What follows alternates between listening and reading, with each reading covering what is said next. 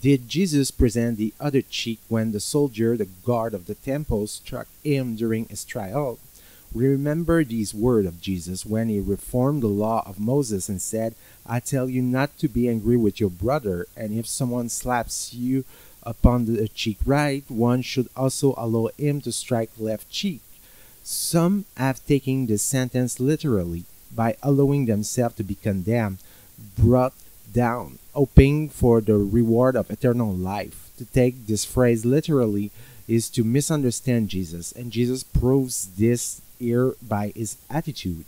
This was what was going on. He answered the high priest quite frankly, saying, My teachings are clear. They have always been heard in public.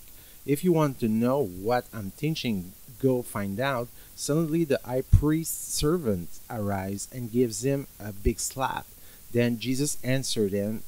It's in John chapter 18 verse 22. The servant said to him, In this how you answer the high priest? Then Jesus answered him, If I have spoken badly, show me where the evil is. But if I have spoken well, why are you hitting me? This reply of Jesus makes it possible to understand that the texts must not be taken literally, but with the intelligence of adults, children of God, servants of God, wives of God, who acts by charity. If Jesus had said, you hit me, you can hit me again, he will have plunged his offered into his own sin. This man will have sinned again mortally, ridiculing Jesus when he had to be taken up out of charity so that he would make amends for the sins committed. So Jesus very firmly took out the sword of truth. Whoever it had not been a sword which wounds, it was a sword which penetrates into the intention of the other person.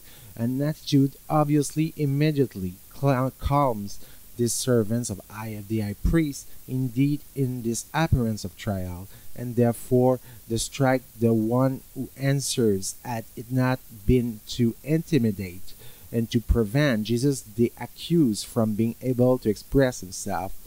So effectively every appearance of a fair trial had been dissolved with this blow, so that the servant of the high priest will no longer return to the attack. Does that mean that from here on the trial had been fairer because Jesus defended himself? Well, not at all. The sword of truth that he had drawn had been useless, since the others opposing Jesus did not seek the truth.